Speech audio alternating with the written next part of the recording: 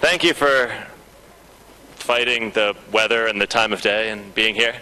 Hopefully you will take away something that can kind of move your business, your project, or whatever forward. I want to give you a little bit of background on kind of what Leancamp is and what we're looking to get out of today. But also thank you so much to everyone who helped organize this. The space is lovely. The coffee is good. So anyway, thanks. Can we just get a clap for the organizers, the sponsors? Thanks so much. And yeah, can we flip over to the Leancamp intro deck? Cool. So Leancamp has been running for a couple of years, and this is slightly different because we're here for just half the day, but there's still a lot that, you know, hopefully we can pull out of it. One of the principles of lean manufacturing, of lean startup, that's been kind of it helps businesses do better, right? Is that it's continuous improvement. You have an idea, you start working on it. There's all these inefficiencies and problems in the way you work. You get stuck, and you're stuck as being a small business, or you're stuck as being a consultant or a freelancer, and what you're doing could scale a lot further. Like, you're good at what you do, but there's these inefficiencies in your process, and so it doesn't get to the next step. You're working 24 hours a day just to stay where you are. And these are in every new business, right?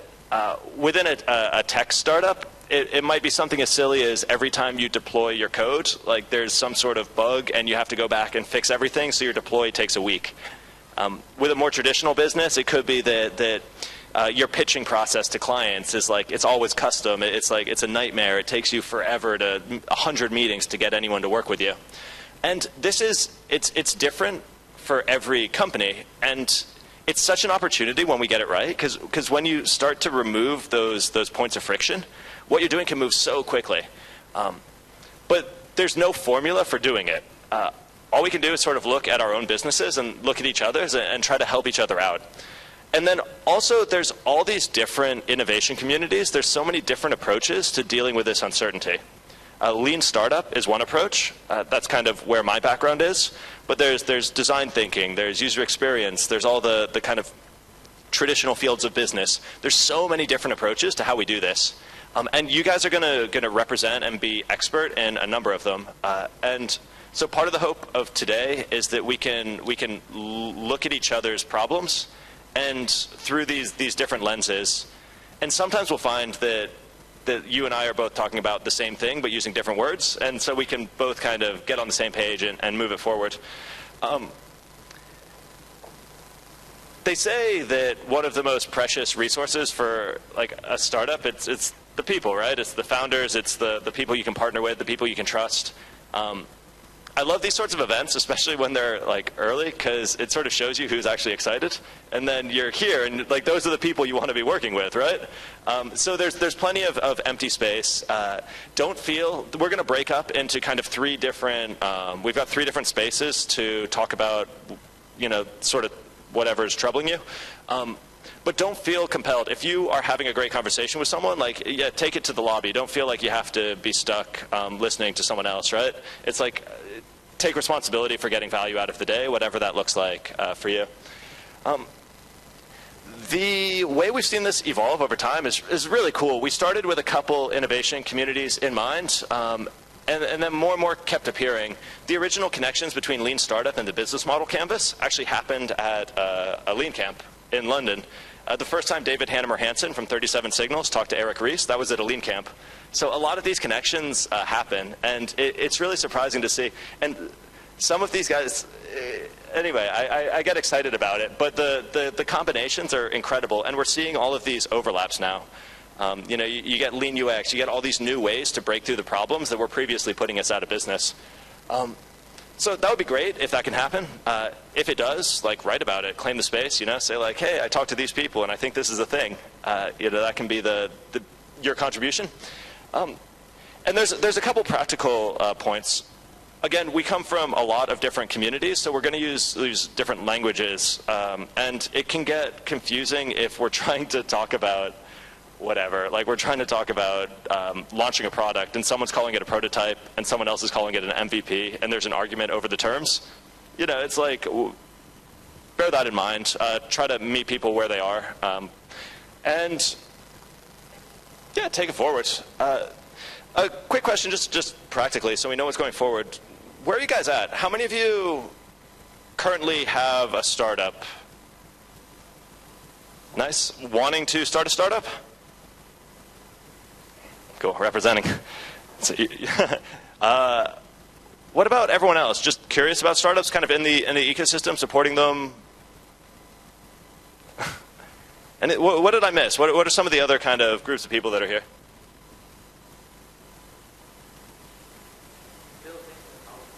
All right, nice. Yeah, like, is this even for me? Because, yeah, to be honest, you get into it and you're like, what have I done? No one told me it was this much work. So, yeah, it's like, is this even the career path I want? Absolutely, fair concern. Cool. So the way this works on a very practical level is this is kind of the schedule board. The schedule is not yet defined. We're going to build it in just a couple minutes, and then we're going to do it. That way, hopefully, it's the most relevant to you guys. I've got a couple of topics that I'm excited to talk about, so I'm going to put them up on the board. But then if there's something that you've learned recently, if you had like a crazy experience with your business, if you've really had a breakthrough with some topic and you're willing to share it and help the rest of us out, you should propose that as a talk and spend, you know, a chunk of time like helping us. We've got these 3 rooms. The 2 upstairs are more kind of smaller and conversational. And another great type of talk is, let's say you're just struggling. You're like, I cannot figure out how to hire a tech team. It's a disaster. How do I find good programmers? You're like, has anyone figured it out? Is anyone else struggling with this? Even if we get like 5 people who are struggling with this, that's an awesome session. You can have a great conversation around that and hopefully, you know, get a way to move it forward. So it's not about volume. You don't need to have all the answers. It's just something that's going on in your business that either that you're learning or that you're struggling with. That's what today's about. We don't want to just drop a pile of buzzwords on you. It's like actually solving the business questions, you know? It's like guessing people, should I start a startup? Is it actually as fun as it seems? You know, like that's worth talking about. So that's the plan. We've got 3 rooms. We basically got 4 blocks of time when we can have sessions. Each of them is 25 minutes long. And there's you know, breaks between. So that's what it looks like. The discussion is good. It doesn't need to be a 25-minute lecture. In fact, it shouldn't be a 25-minute lecture. Kind of the best sessions are often a 5 to 10-minute talk saying like, hey, this is what I'm thinking about, this is what I've learned, this is the breakthrough, and then kind of opening it up for discussion. That's where it moves forward, right? Then advice, if you really know you're like the industry expert, like by all means, like tell us how it works. But often just saying like, this is what happened to me and this is what I struggled with and this is what worked can be more useful in this sort of environment, right? And it's okay, we're all failing. If we weren't failing, we wouldn't be startups. Once you have all the answers, you're not a startup, you're a business. And then you're like, you know, you're taking over the world. So the fact that we're startups means we don't have all the answers. So you don't need to pretend to know everything. And it's okay, like, saying like what you're messing up as a founder. Like for the first 2 years of my first business, I dropped so many sales leads just because I was bad at sales. And it really, really slowed down the company. And being able to sort of, and eventually I kind of figured it out and got over the sales problems. But it's like, we got to open up. This is, like, please respect each other's privacy. Like, don't go and tweet about like how you heard that some company isn't actually doing as well as they seem like they're doing. But like it's kind of a safe place, and we can be open as founders and say like, yeah, this stuff's hard, because it's hard, right? And it's worth it. It's super fun. It's really satisfying, but like it's hard. Yeah, there's a lot out there. You know, you're going to have your own way of running the sessions. If you need help, if there's a topic that you want to talk about and you're not sure how to just facilitate the conversation, someone can help you, no problem. There's so many different formats. You can do Q&A, you can do interviews, you can do post-ups, you can just chat. You can do demos, plug in a computer and like show different products that you guys have built. You can do a workshop, you can do a little lecture. Whatever you want, it's fine. So, with that in mind, sort of what's going on at the moment? Do any of you guys, can we just shout out a couple things that you guys are currently your big focus? Like my big focus right now is figuring out like growth. What are some of the other topics that are on your mind? Just shout them out. All right, agile development. What else? First customers, good one. Interviewing customers. All right, nice. Customer development sort of stuff. UX. Okay, UX, yeah. Business model. Okay. Human resources. Yeah, hiring, scaling. All right. Yeah, scaling the people, scaling the customers. Raising money, yeah. Where's the money? Who brought the money? Cool. All right, that's a decent foundation. So now let's start, okay? So I know this is weird and this breaks protocol and you're going to have to stand up, some of you. It's okay. If you've got something that either you would love help figuring out or that you would like to share, please stand up and just sort of, we'll just like queue up here and we'll start building out the board. So I wanted to start, just in case anyone is like new to Lean Startup, I just wanted to open the first session by sort of laying a foundation. So I'll do the first session on just the basics of Lean Startup. And I'll just do it here. And so if you don't know what Lean is and you'd like to hear, that's what I'll be talking about. A word to me? What? Is it a word to me? Should I tell what I want to do? All right. I wanted to share my experience with regarding agile development, or how we recently implemented a Kanban sort of task list and to-dos and priorities and progress lists and reviews, systems that we used. If anybody's interested, 20 plus people. Development is why the issue is that big, because we grew quite quickly. Development is half of the team, and then we have sales and marketing, etc. And the two teams are not collaborating, and they're not. They don't see each other's like growth or progress. So now we use agile boards for that, and actual automated system like tools instead of post-its, because they don't dynamically change. Nobody changes them. So. Sounds great. Is that relevant to anyone? Dealing with team issues, dealing with agile product development. Yeah. Okay. Cool. Please use mine. Cheers. Yeah, grab a piece of paper, stick it up, write it up, and just so you guys know, like these two rooms here are kind of, they're still actually pretty big. They're probably like 30 people, but they're more set up more like a discussion. The lobby has nice little soft seats, and everyone will sit around, and it'll be very casual. And the theater is this place, which is bigger. So you can take whatever room and whatever time slot, and each of these is just 30 minutes into the day.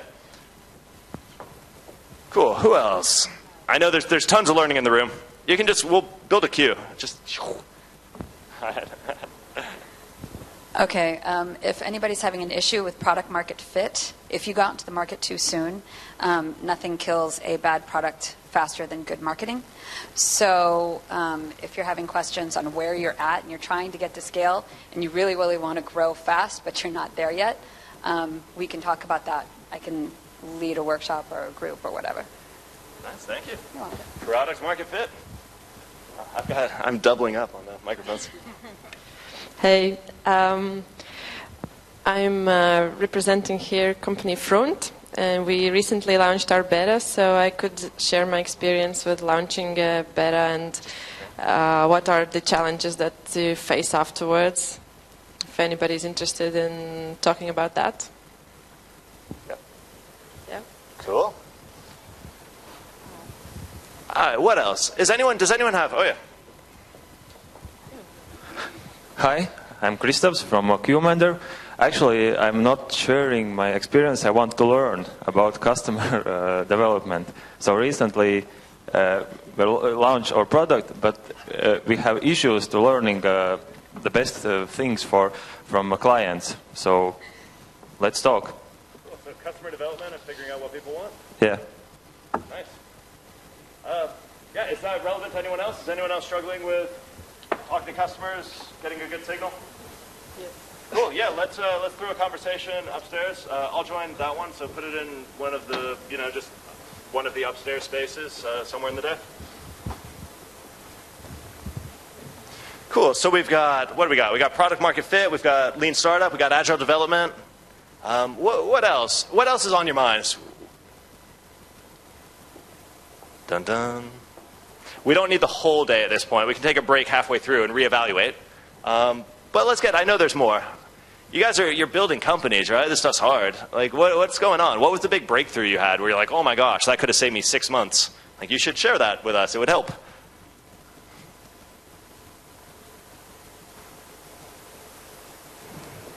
No one knows anything?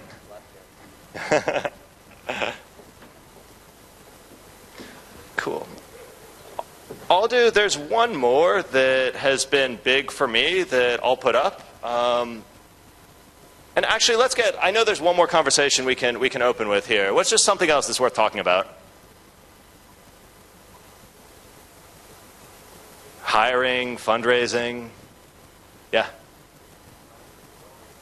Finding what? Finding programmers.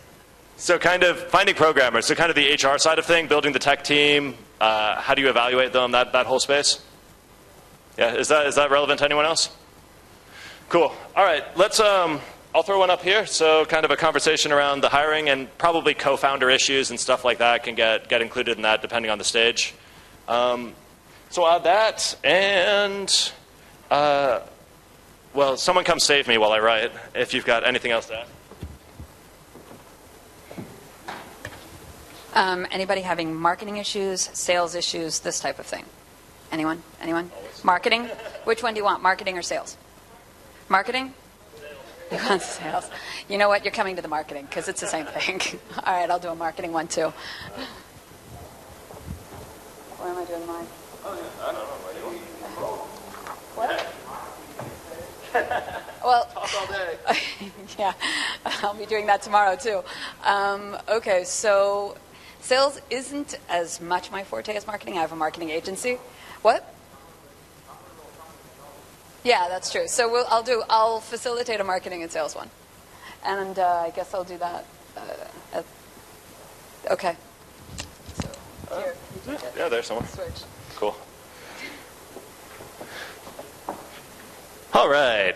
So I think let's just charge ahead. And the way this works, as the day goes on, we've still got some blank spaces on the board. As the day goes on, if you are feeling inspired, feel free to start filling in the empty spaces with new sessions you'd like to talk about. So this board it'll fill in as the day goes on. That's fine. We want that.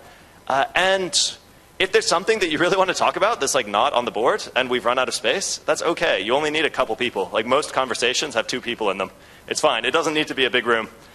So like just, sort of say like, actually, I really need to talk about fundraising. I'm like working on my pitch deck and everybody is telling me it's dumb. Like, how do I make it better? Can anyone help? Just stand up here and shout and at any point through the day. And, we'll play it a bit by ear. It's really about moving us all forward, right? So cool. I think I'll throw one more up there, which is just like the practical side of blogging and creating content. Does that overlap with what you're doing? Are you doing content marketing stuff? Okay. All right. I'll carve out a small space for myself somewhere. Okay, cool. So we've got a couple minutes break. So please grab another coffee if you'd like. We'll start in about 10 minutes with the first session right at 10 o'clock. And yeah, please, a couple final, not rules, but suggestions. First off, it's okay to leave sessions in the middle.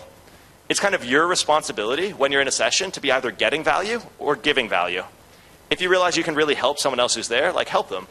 If you're neither getting nor giving value, like move to one of the different conversations, right? That's totally fine. And if you're hosting, if you're speaking or whatever, running the thing, like don't worry if people get up and leave. It's no reflection of you as a speaker. I guess if everyone left right now, I would be sad. But it's no reflection. It's just like they're trying to, we've got these business problems and they're trying to find the stuff that's most relevant for them. So that's great. And yeah, please enjoy. There'll be timekeepers and we'll try to keep the sessions to 25 minutes so that we have a nice little 5-minute break so you can check the board, see what's next, take it from there. And is right now this totally missing someone's hopes for the day? Is there anything you really wanted to get out of today that doesn't look like it's going to be covered? Fundraising. Cool. All right, so the funding questions. I would be happy. I don't think I have all the answers on that, but I would be happy to facilitate that. So if anyone wants to come and talk about it, we'll do it up in one of the upstairs spaces, so I'll throw that on. Fundraising, yeah? Okay. Yeah. I have a very strong opinion on fundraising. Cool. So we'll add fundraising. Is anything else? Was anything else totally missed? Actually, who said fundraising? Would you just come up and add a thing to it? You're not responsible for teaching it, but just find somewhere to put it. You can if you want to. It's up to you. Nothing else? Cool. Well, then, by the end of the day, I guess all your business problems will be solved. Is that what? Cool. All right, let's take 10 minutes, grab another coffee, check the board. Again, theater is right here. The upstairs lobby is there? Well, they're both upstairs. You'll see it. The lobby is the one with the soft chairs. The balcony is this one.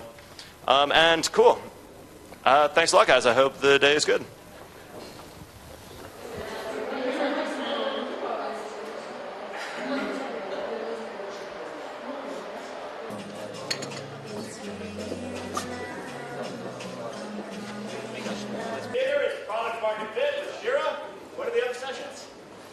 Minimum viable product launch.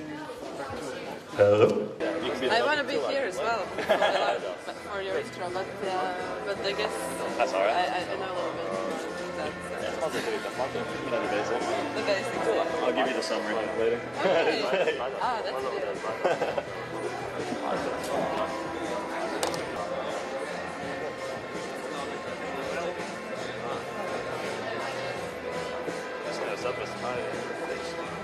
good. So we had like a quick 10-minute idea session.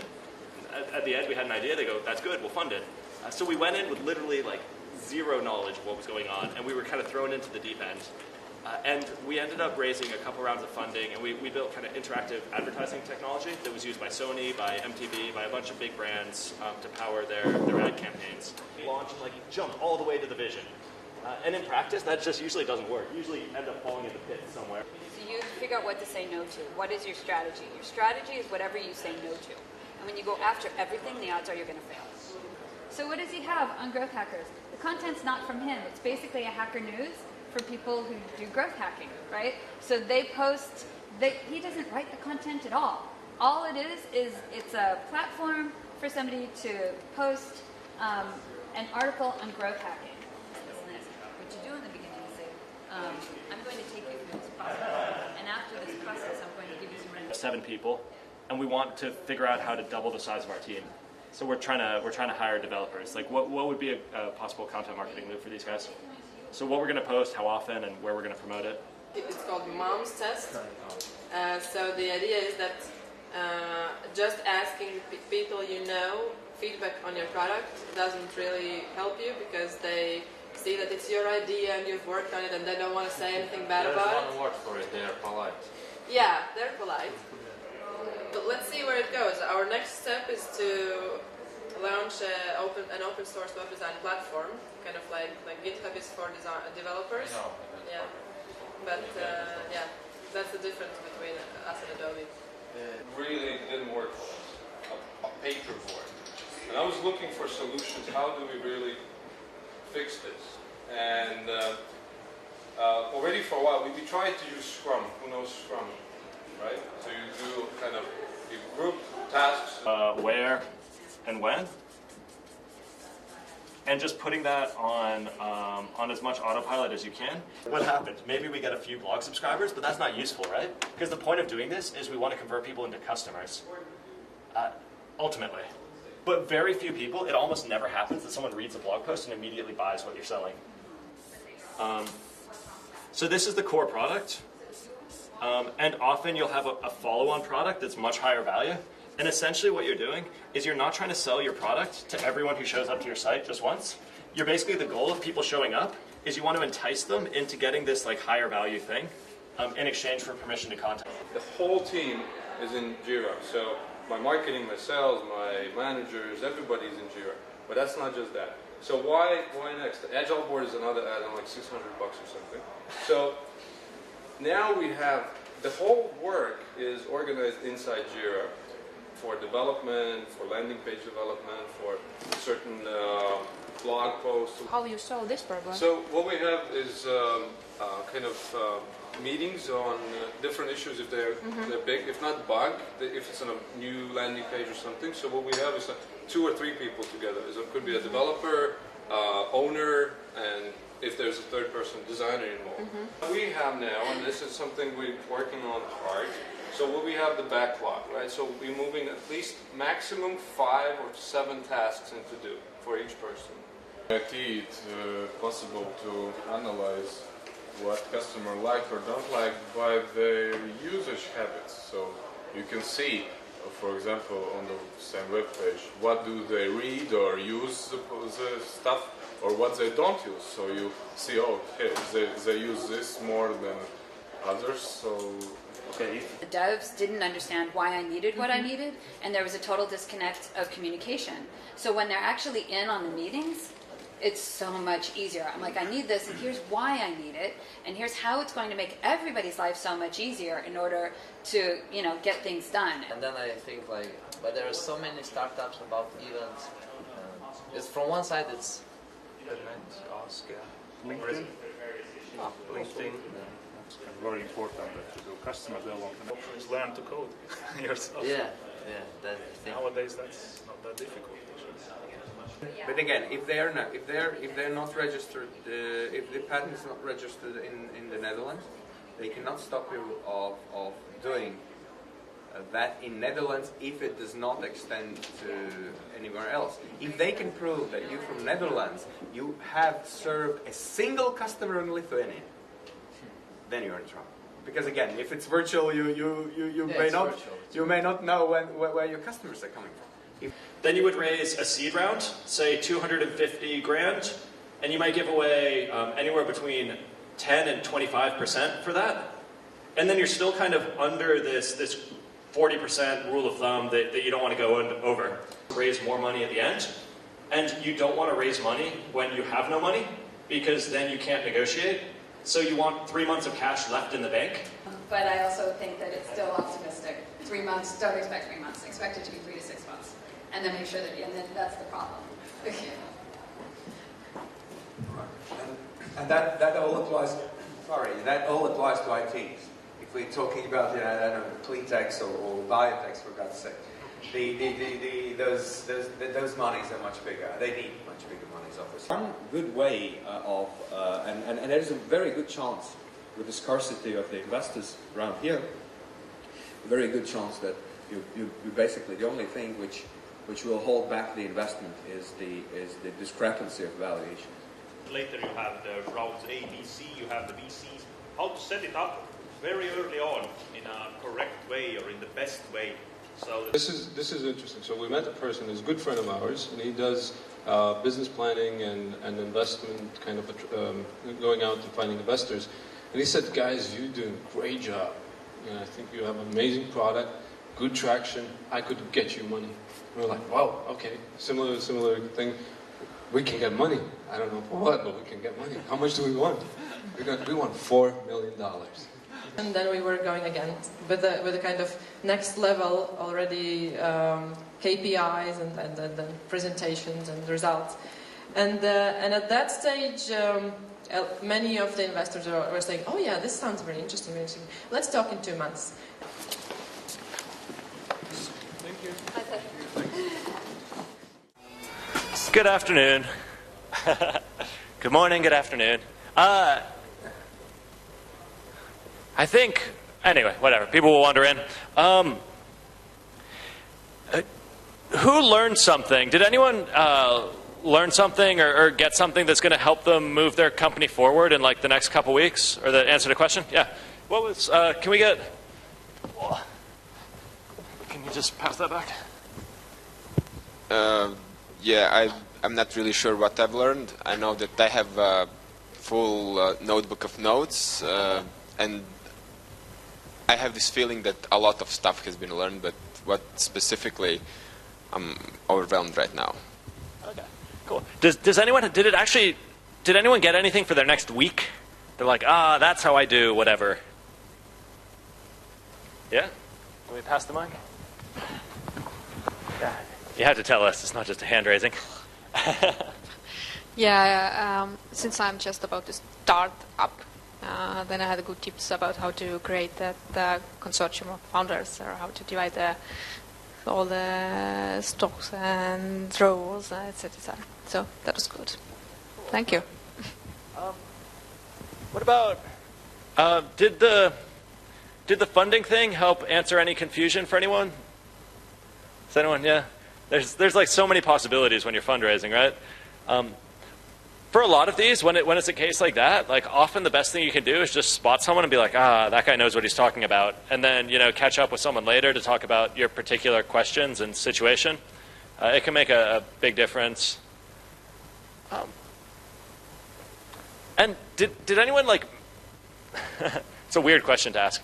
Oh yeah. I just kind of thought of one really important thing we didn't discuss today is motivation for team in general, and a lot of times we lose that vision and motivation. The team grows bigger. That's topic maybe for next. Do you have the 1 minute version of it? There's clearly a lesson learned hiding underneath here. Yeah, we started developing company. I was away actually for 3 years. I lived 12 years. For the last 12 years, I've lived abroad. And the company we started, I was living in Asia, and we did the Skype, email, calls, etc. I hired and fired people through Skype. And at that time, my team in the last 3 years grew to 20, 25 people. And I met half of them only. So, and I was just hearing complaints from third parties, from different people that this is not doing this, and I kind of felt, how can I help them from 12,000 kilometers away? For the last 6 months I've been here, and I've been really, really working hard on the team vision and motivation, stand-up meetings, collaborative workshops inside the company. It's really important. If you work in small team of 3 people, it's okay. Everybody's working together. But as soon as you grow into different teams and it's just like unique silos, it's really important to grow, that you build a real foundation with motivated people that have the same vision, and you're clear and you're open with everybody in your team, not separating. So. Thank you. Yeah, there's this popular myth that as soon as we get whatever it is, as soon as we get investment, then we won't have any problems. Like as soon as we get investment, all the stress will go away and we can relax. As soon as we get our first 10 customers, then we'll have money in the bank and we can relax. And it's like the bigger you get, the harder it gets, right? It's like, and the more you're succeeding, the more stressful it is, the more frantic. Like your team grows and suddenly your communication problems just like quadrupled. And you're like, and you get customers and now like you have money, yeah, but there's like you're getting these support calls in the middle of the night. So it's such a cool moment of opportunity. I agree completely when you're small to start getting these things right. And it doesn't feel like work, but it's just so critical. And if you don't get it, it just grinds companies to a halt once they hit a certain size. Plus, it's more fun if you're happy, right? Startups are made out of people. If you've got 4 people on your team, that's the startup. It's like, the startup is 4 people. And so if 1 or 2 of them are unhappy or burned out or stressed out, your whole startup suffers. It's true of projects at bigger companies. It's true all over the place. It's like it's driven by people for a long time before it can be driven by process. So yeah, I enjoyed the day. I liked hearing from you guys. Thank you so much for your involvement. I thought we had a great schedule. So can we get a round of applause for everyone who kind of contributed and helped out? Thanks a lot, guys. A big thanks to Leah, LIAA, who sort of organized everything and kind of took care of the day and made sure we were well watered with water and coffee. So thank you so much, guys. We really appreciate it. And I believe they're going to be talking a bit later today during the mini seed camp, which I've been told you are all invited to. It's going to be right here. So if you'd like to stick around, there's a couple great speakers. You're going to see, I believe there's 10 startups who will be pitching. And a lot going on, so that would be great. And Anna, do you have a comment? Yeah, I wanted to thank Rob for coming here. I'm here on behalf of Tech Hub as well. So Tech Hub is organizing together with Leah this event today and the upcoming events today. And tomorrow there is Techtual Conference. Who of you haven't yet bought a ticket? It's still possible. So there will be a lot of great speakers, Rob and Shira as well, who've been here. Yeah, and I met Rob in the summer in Cologne, and he had a great speech on his mom test book. So also check out his book, Mom's Test. And yeah, thanks for being here from Tech Hub, Leah, and thank you, Rob.